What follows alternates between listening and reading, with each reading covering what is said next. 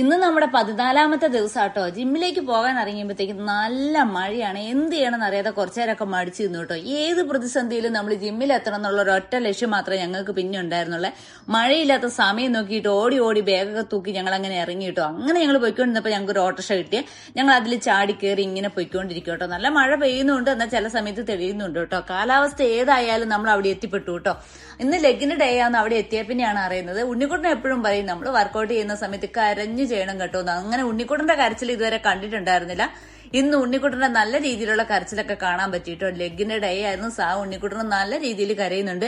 ഞാൻ മെല്ലെ അതിൽ നിന്ന് രക്ഷപ്പെട്ടു കേട്ടോ. ഇന്ന് ഉണ്ണിക്കുട്ടനാണ് ചെയ്തിട്ട് കരഞ്ഞ് നിലവിളിച്ച് നിലത്ത് കൂടെ നിരങ്ങിയൊക്കെ വരുന്നുണ്ടായിരുന്നു കേട്ടോ. അയ്യോ എനിക്ക് പറ്റത്തില്ലേ, രക്ഷിക്കണേ, ആരെങ്കിലും ഓടി വരണേന്നൊക്കെ പറഞ്ഞു കേട്ടോ. ഞങ്ങൾ അവനെ വിട്ടില്ല, നമ്മുടെ നിതിൻ ബ്രോയും അവനെ വിട്ടില്ല. നല്ല രീതിയിൽ അങ്ങോട്ട് കളിപ്പിച്ചു കേട്ടോ. ആണെങ്കിൽ എന്താ പറയാ, അയ്യോ കരഞ്ഞു വിളിക്കണുണ്ടായിരുന്നേ.